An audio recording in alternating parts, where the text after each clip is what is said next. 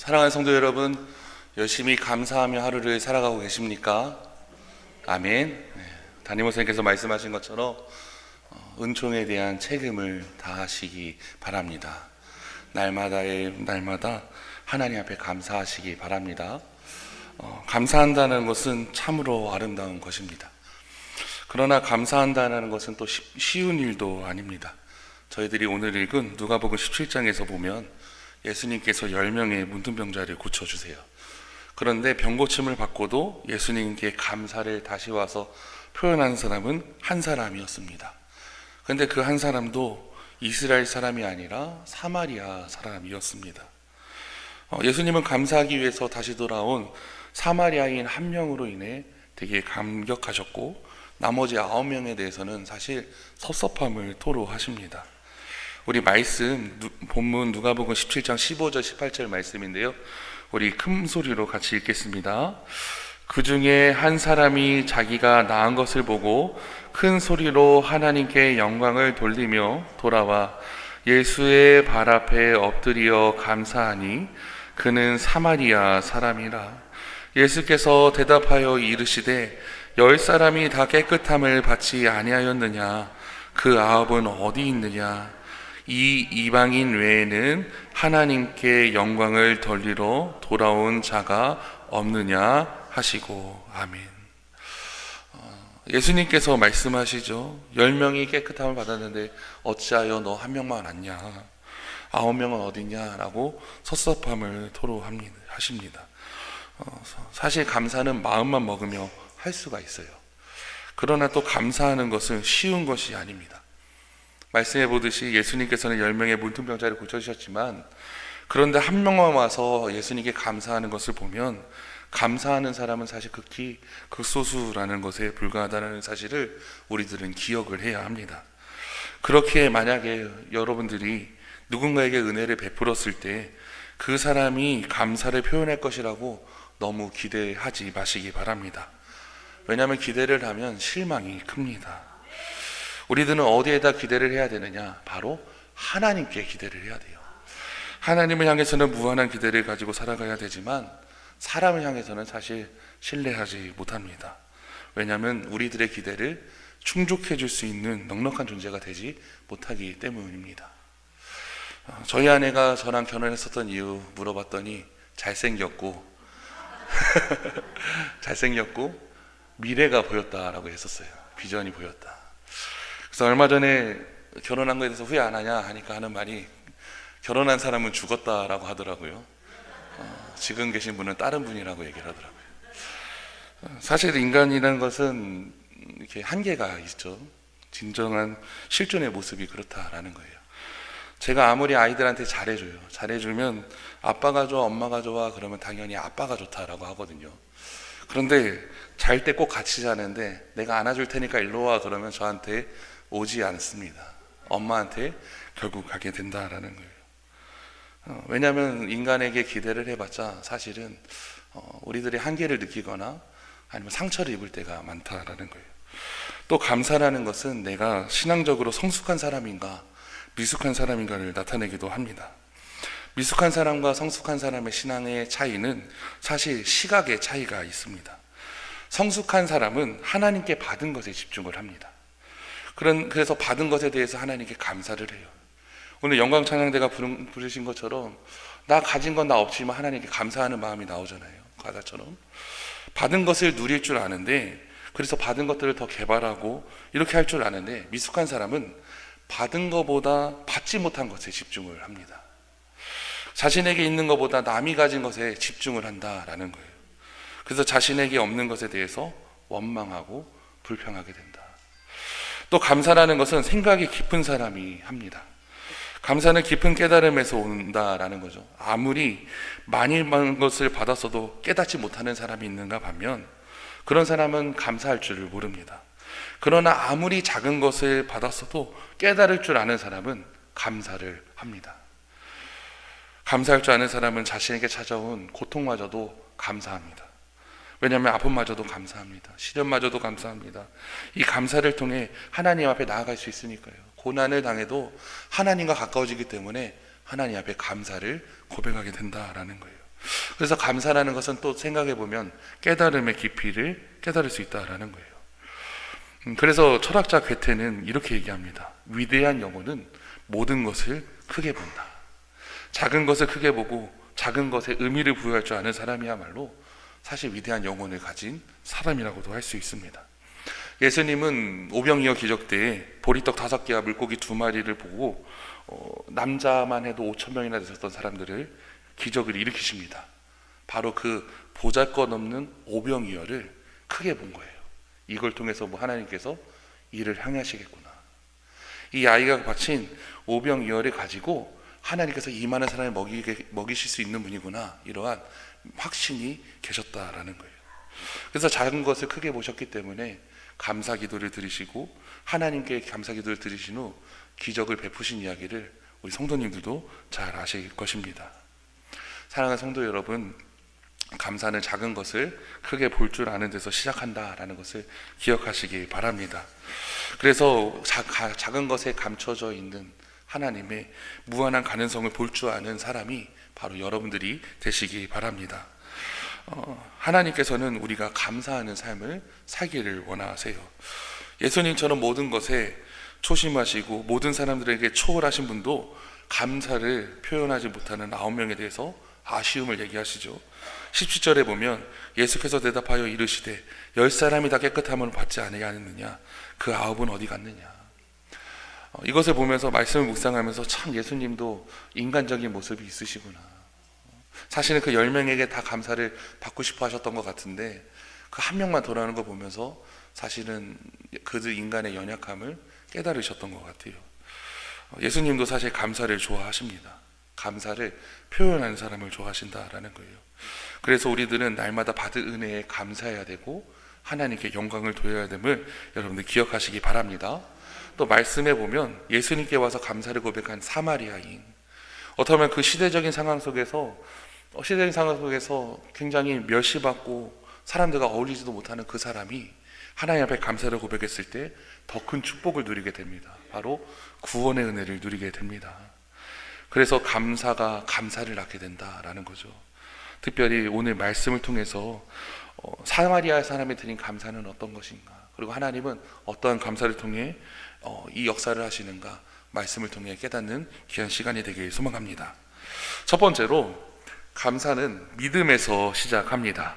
저를 따라해 볼까요? 감사는 믿음에서 시작합니다. 단순히 감사는 받은 은혜에 대한 기계적인 반응으로 나오는 것이 아닙니다. 진정한 감사는 우리의 믿음에서 시작된다라는 것을 여러분들 기억하시기 바랍니다. 누가복음 17장에 나오는 나병 환자들의 이야기는 이 점을 굉장히 잘 보여줍니다. 우리 본문 12절 13절 말씀 같이 읽어보겠습니다. 시작. 한 마을에 들어가시니 나병 환자 10명이 예수를 만나 멀리 서서 소리를 높여 이르시되 예수 선생님이여 우리를 불쌍히 여기소서 하거늘. 아멘. 10명의 나병 환자는 예수님을 만나 고침을 받기 위해 큰 소리로 간구했습니다. 그들이 부르짖음은 절박한 것 같아 보이지만 사실 그들의 믿음은 굉장히 연약한 믿음이었습니다. 우리들이 원어 성경을 좀 자세히 보면요, 뭐라고 되어 있냐면 예수님을 부를 때, 우리 말씀 한번 띄워보실래요? 예수 선생님이여 라고 되어 있어요. 특별히 이 선생님이여라는 원어가 에피스타타인데, 이 단어가 무슨 뜻이냐면 누가복음에서 주로 사용되어지는데, 예수님을 능력 있는 분으로는 여기지만 진정으로 메시아라는 호칭을 사용하지 않습니다. 정말로 주님이 구원자이시고 정말로 우리의 삶에 인도해 주시는 메시아면 주여 이렇게 부를 텐데, 선생님이라고 부르는 거 보면 아직 그들은 뭐예요? 믿음이 연약한 믿음이었어요. 그런데 그럼에도 불구하고 예수님을 선생님이라 부르는 호칭을 불렀었던 이유는 아마도 그들은 예수님의 신성에 대해서는 온전한 이해가 없었고, 그럼에도 불구하고 예수님은 치료하실 수 있는 능력을 가지신 분이다 라는 소문을 들었기 때문에 그렇게 이야기했다라고 볼 수 있습니다. 예수님께서는 그들의 유일한 소망임을 믿는 작은 믿음에서 나오게 하셨습니다. 또한 그들이 소리를 높여서 예수님을 찾는 행동은 역시 환경을 뛰어넘는 믿음으로 한 행동이었습니다. 지난주에 백지원 목사님께서 말씀해 주셨는데 나병 환자가 행하는 자세를 여러분들 기억하실 것입니다. 자기가 나병 환자임을 끊임없이 보여줘야 했어요. 머리를 풀어헤치고 조용히 격리해야 되고 입술을 가리고서 나는 부정하다 이렇게 얘기를 해야 되는 나병 환자들은 어떻게 보면 예수님께 다가가 간절히 요청하기가 어려운 사람들이었습니다. 그런데 그들은 멀리 서 있긴 했지만 큰 소리를 내면서 자신들의 절박함 속에서 하나님의 긍휼을 찾습니다. 여기서 우리가 또 깨닫게 되는 것은 어떤 상황에서도 주님 앞에 나가야 되는 것을 깨닫게 됩니다. 성도님들, 나병 환자가 예수님을 찾아간 것처럼 주님을 간절히 찾아가시기 바랍니다. 그런데 예수님께서는 즉각적으로 치유를 베풀어 주시면 좋은데 그렇게 하지 않으시고 제사장들에게 너희의 몸을 보이라 라고 말씀하십니다. 그리고 나병 환자들은 이 말씀에 순종해서 예수님의 말씀을 따라 제사장들에게 다가갑니다. 근데 여기서 중요한 것은 그들이 예수님의 말씀을 따를 때 이미 나병이 나은 것이 아니었다라는 점이에요. 그들은 여전히 병든 상태였고 치유의 징후가 보이지 않았습니다. 그런데도 그들은 예수님의 말씀을 듣고 나서 믿고 움직였습니다. 믿음으로 발걸음을 나아갔을 때 그들은 그 길 위에서 치유의 기적을 경험하게 됩니다. 바로 하나님의 말씀을 믿고 순종하는 믿음이 기적의 통로가 되었다라는 거예요. 사랑하는 성도 여러분, 우리들도 마찬가지입니다. 하나님의 말씀에 대한 신뢰와 순종을 여러분들이 가지시기 바랍니다. 무엇보다도 하나님의 말씀에 대해서 신뢰하고 순종할 때 그것이야말로 감사의 첫 발걸음이라는 것을 기억하시기 바랍니다. 때로는 우리들의 상황이 바뀌지 않았을 때에도 하나님의 선하심과 그 약속을 믿으며 행동할 때 감사가 시작됩니다. 믿음은 환경을 바라보는 대신 하나님의 약속을 바라보는 시선을 이야기합니다. 그렇기 때문에 나병 환자들은 자신의 상태는 너무나도 안 좋고 암울한 상황이었지만 그 상태를 넘어 예수님의 말씀을 믿었고 또한 그 말씀을 믿고 행동했을 때 놀라운 치유의 은혜를 경험하게 됩니다. 그렇기 때문에 우리들도 나병 환자들처럼 눈앞에 보이는 문제와 부족함과 어려움 속에서도 하나님의 말씀에 믿음으로 반응하시길 주님의 이름으로 축원을 드립니다. 한 신발 회사에서 아프리카로 2명의 세일즈맨을 보냈어요. 근데 첫 번째 세일즈맨은 현지에 도착하자마자 본사에 이렇게 보고를 합니다. 여기서는 신발을 팔 수가 없습니다. 사람들이 모두 맨발로 다니기 때문입니다. 이렇게 얘기를 해요. 그런데 두 번째 세일즈맨은 같은 상황을 보고 전혀 다르게 반응합니다. 여기는 엄청난 시장입니다. 엄청난 기회입니다. 모두 다 맨발로 다니고 있습니다. 그러니까 신발이 꼭 필요합니다. 라고 이야기합니다. 이 두 사람의 보고는 사실 무엇이 달랐습니까? 그것은 상황을 바라보고 믿음의 시각이 달랐다라는 거예요. 믿음이라는 것은 우리의 환경을 뛰어넘어 하나님의 계획과 약속을 바라보게 한다는 것을 기억하시기 바랍니다. 나병 환자들은 치유의 징후가 없음에도 불구하고 예수님의 말씀을 믿고 나아간 것처럼 그때 나아갔을 때 하나님이 일하신 것처럼 믿음을 통해서 감사가 시작된다는 것을 여러분들 기억하시기 바랍니다. 감사라는 것은 사실 모든 환경을 넘고 상황을 넘어 하나님의 신실하심을 신뢰할 때 가능한 것입니다. 감사는 믿음이 없이는 불가능합니다. 감사하기 어려운 환경, 또한 감사가 나오지 않는 현실 속에서도 우리는 하나님의 약속과 성품을 믿어 감사해야 합니다. 창세기에 나오는 아브라함을 떠올리시기 바랍니다. 사실 그는 약속의 성취가 보이지 않는 상황에서도 하나님께 믿음으로 감사했습니다. 로마서 4장 20절 21절에 보면 바울은 이렇게 이야기합니다. 우리 말씀 같이 읽어볼까요? 시작. 아브라함은 믿음이 없어 하나님의 약속을 의심하지 않고 믿음으로 견고해져서 하나님께 영광을 돌리며 약속하신 그것을 또한 능히 이루실 줄을 확신하였으니. 아멘. 아브라함이라고 제가 추가했었던 이유는 그 앞절에 보면 아브라함에 대한 얘기를 해요. 아브라함에 대해서 평가를 할 때 아브라함은 믿음이 없음에도 불구하고 하나님의 약속을 의심하지 않았고 또한 그 믿음이 견고해져서 하나님께 영광을 돌리기 위해 약속하신 것을 하나님께서 이루실 것을 확신하며 살아갔습니다. 아브라함의 감사 속에서는 하나님께서 약속을 성취하실 거라는 그것을 미리 본 믿음에서 나왔다라는 것을 우리들이 기억해야 합니다. 우리의 삶을 돌아보면 믿음으로 감사한다라는 것은 쉽지가 않습니다. 왜냐하면 인간이란 존재는 너무나도 연약하기 때문에 눈에 보이는 것을 보고 감사를 표현하려고 합니다. 결과를 보고 감사를 하려는 경향이 있습니다. 일이 잘 풀리고 응답이 이루어질 때 비로소 감사한다라는 거예요. 그런데 성경은 우리에게 반대로 가르칩니다. 감사는 결과가 아니라 과정 속에서 믿음으로 드린다라는 거예요. 나병 환자들은 믿음으로 걸어나갔을 때 치유를 경험한 것처럼 우리도 감사의 믿음으로 하나님 앞에 순종하며 나아갈 때 기적을 체험하게 될 것입니다. 여러분들의 상황을 한번 돌아보시기 바랍니다. 아직도 해결되지 않은 문제, 아니면 이루어지지 않은 기도가 있으십니까? 혹여라도 낙심하고 계신지. 무엇보다도 중요한 것은 하나님은 우리들의 상황을 바라보시면서 좌절하기보다는 하나님의 신실하심을 믿고 나아가기를 원하신다라는 것을 기억하시기 바랍니다.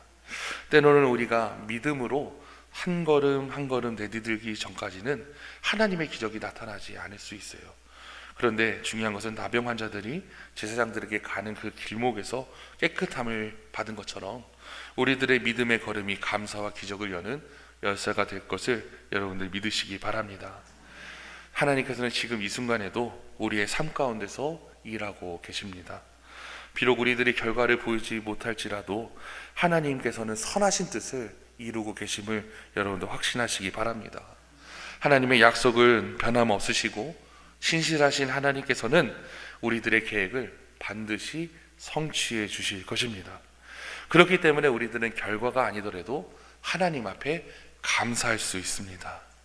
믿음에서 시작된 감사는 우리들의 시선을 하나님께 돌리게 됩니다. 문제를 뛰어넘어 하나님께 초점을 맞추는 것처럼 믿음으로 감사하시는 저와 여러분들 되시길 주님의 이름으로 축원을 드립니다. 하나님께서 이미 베푸신 은혜를 기억하시고 앞으로도 베풀어 주실 하나님의 은혜를 감사하시기 바랍니다. 무엇보다도 믿음과 감사함으로 나아가시기 바랍니다. 두 번째로, 감사는 표현될 때 완전해집니다. 감사는 사실 마음에만 머물어서는 안 됩니다. 진정한 감사는 행동을 해야 합니다. 누가복음 17장 15절에서 16절 우리 같이 읽어보겠습니다.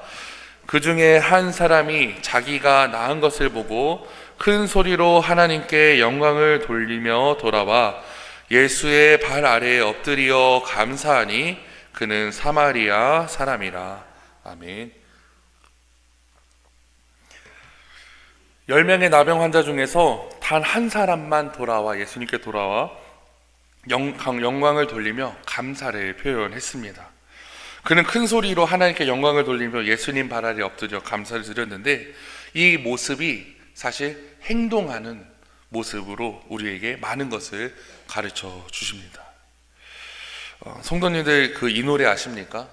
갑돌이와 가순이 한번 불러볼까요? 시작. 갑돌이와 가순이는 한마을에 다 부르면 좀 은혜가 안 되니까 제가 나머지 가사 읽을게요. 둘이는 서로 사랑을 했더래요. 그러나 둘이는 마음뿐이래요. 겉으로는 뭐예요? 모른 척 했더래요. 2절, 그러다가 갑순이가 시집을 갔더래요. 시집 간 날 첫날 밤 한없이 울었더래요. 갑순이 마음은 갑돌이 뿐이래요. 겉으로는 안 그런 척 했더래요. 3절도 있어요. 갑돌이가 화가 나서 장가를 갔더래요. 장가 간 날 첫날 밤에 달 보고 울었더래요. 갑돌이 마음도 갑순이 뿐이래요. 겉으로는 고까짓것 했더래요. 갑돌이와 갑순이가 한 마을에 살았는데 서로 사랑을 했나 봐요. 그런데 이루어지지 않았어요. 왜 이루어지지 않았을까요? 표현을 안 해서. 표현을 안 하면 사실 모릅니다. 저는 월요일마다 하는 게 있어요. 아내한테 항상 감사하다라고 하고 사랑을 표현을 해요. 어떻게 해서든지 월요일에 쉬는 날이다 보니까 꼭 점심은 나가서 맛있는 걸로 접대를 하려고 합니다. 왜냐하면 아이 셋을 이제 육아 때문에도 그렇고 아이 등하원 하는 거, 또 그리고 저희 둘째가 또 치료를 받다 보니까 굉장히 힘든 거를 알아요. 그래서 참 고맙기 때문에 항상 감사를 월요일 날 물질로 하려고 노력을 합니다. 그런데 중요한 것은 감사라는 것은 사실 표현을 해야 된다라는 거예요.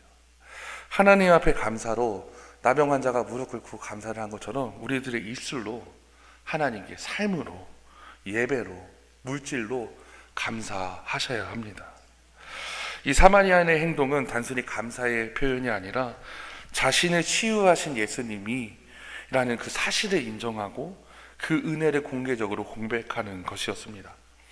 그가 큰 소리로 하나님께 영광 돌릴 것은 자기가 받은 이 치유가 우연이 된 것이 아니라 하나님의 능력에 의해서 비록된 것임을 드러내는 행동이었습니다. 그는 자신의 치유를 자랑하거나 자신이 한 행동의 보상을 기대한 것이 아니라 오직 하나님께만 영광을 돌렸고 예수님께 감사하기 위해 돌아왔습니다.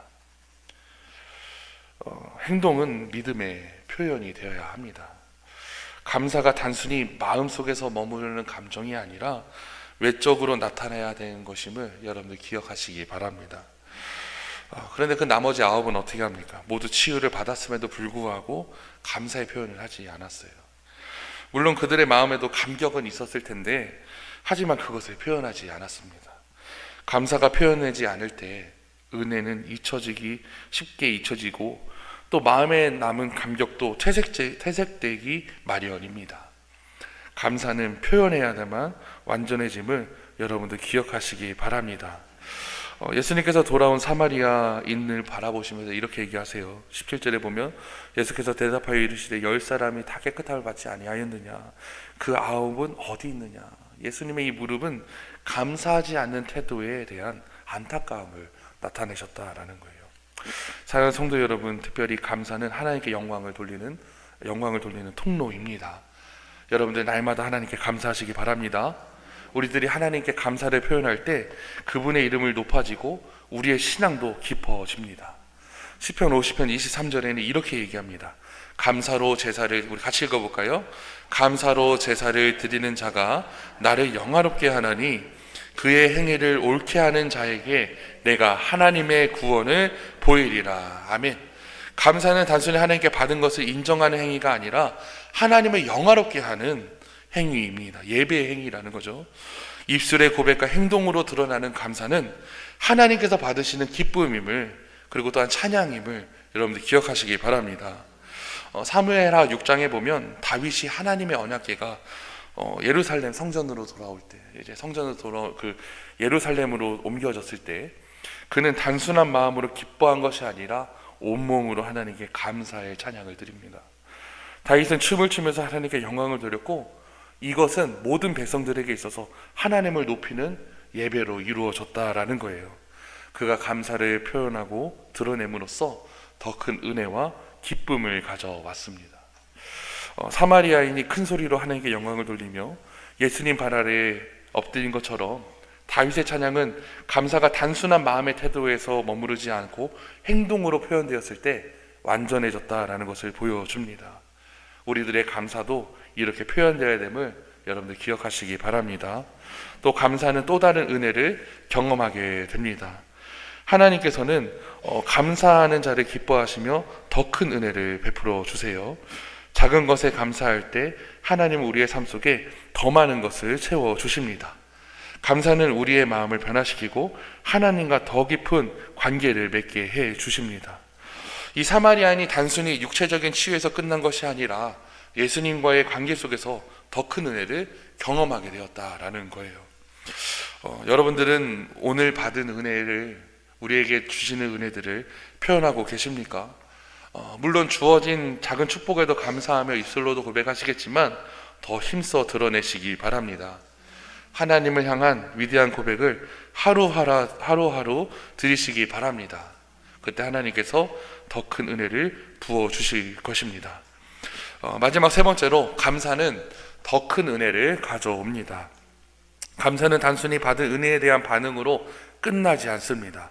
감사는 더 큰 은혜를 가져오는 열쇠입니다. 우리 17절에서 19절 말씀 같이 읽어보겠습니다. 예수께서 대답하여 이르시되 10사람이 다 깨끗함을 받지 아니하였느냐?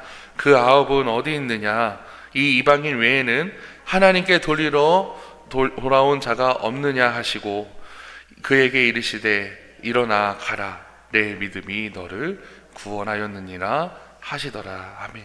예수님께서 얘기하세요. 그에게 일어나 가라 내 믿음이 너를 구원하였느니라. 10명의 나병 환자 모두가 육체적인 치유를 받았지만 사마리아인은 영혼 구원까지 얻게 됩니다. 그의 감사가 단순히 치유에서 머물지 않고 더 깊은 영적인 은혜로 이어졌다라는 거예요. 감사라는 것은 하나님께서 주신 축복을 문을 여는 열쇠입니다. 우리가 감사할 때 하나님은 그 감사의 고백을 통해 더 큰 은혜를 부어주시는 분이라는 것을 기억하시기 바랍니다. 마치 사마리아인이 감사로 인해 영혼 구원을 받은 것처럼 감사는 하나님과 깊은 관계를 여는 도구가 되어집니다. 그래서 작은 일에도 감사해야 되고 작은 일에 감사하며 나아갈 때 하나님은 더 큰 일을 우리에게 맡기시는 분이라는 것을 기억하시기 바랍니다. 마태복음 25장 21절에 보면 이렇게 쓰여 있습니다. 우리 같이 읽겠습니다. 그 주인이 이르되 잘하였도다 착하고 충성된 종아 내가 적은 일에 충성하였음에 내가 많은 것을 내게 맡기리니 내 주인의 즐거움에 참여할지어다 하고. 아멘.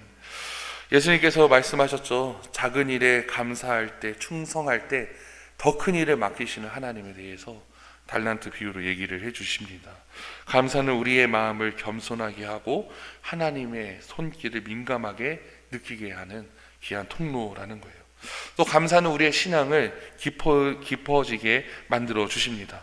감사는 단순히 한순간의 반응이 아니라 우리 삶 속을 통해서 지속적으로 표현되어야 합니다. 우리가 감사의 삶을 살 때 하나님 우리들을 더 깊은 은혜 자리로 이끄시고 감사는 우리의 시선을 하나님께로 고정시키며 은혜를 넘어 하나님의 계획을 바라보게 하신다는 것을 기억하시기 바랍니다. 또 감사는 우리의 공동체와 관계를 변화시켜 주십니다. 감사는 다른 사람에게도 긍정적인 영향을 미칩니다. 그런 사람들 있잖아요. 공동체 안에 보면 꼭 감사하는 사람들, 뭔가 이렇게 공동체에 해가 되는 것이 아니라 다른 사람을 높여주고 좋은 말 하는 사람들, 힘이 되어주는 사람들이 바로 사실 감사가 넘치는 분들이 그렇습니다. 사마리아인의 감사는 예수님과의 관계를 더 깊게 해줄 뿐만 아니라 그가 공동체 안에서 증거되는 삶을 살 수 있도록 이끌어 주었습니다. 감사는 다른 이에게 하나님의 은혜를 나누는 통로가 된다는 것을 여러분들 기억하시기 바랍니다. 그래서 이 감사를 계속할 때 개인의 차원의 감사가 넘겨서 공동체적인 축복으로 이어진다는 것을 기억하시기 바랍니다. 여러분들의 삶 가운데 큰 은혜를 경험하고 싶으시면 지금보다도 더 큰 감사를 표현하시기 바랍니다. 감사는 하나님의 은혜를 풍성하게 만드는 열쇠임을 기억하시기 바랍니다. 말씀 마무리할게요. 감사는 믿음에서 시작됩니다. 특별히 감사를 표현하시기 바랍니다. 그래야 해서 하나님께서 주시는 더 큰 축복을 누리시는 우리 사랑하는 성직교회 성도님 되시길 주님 이름으로 축원을 드립니다. 감사는 기적을 낳습니다. 감사는 더 큰 감사를 낳습니다. 감사의 삶을 통해 하나님이 예배하신 풍성한 삶을 누리시기 바랍니다. 기도하겠습니다.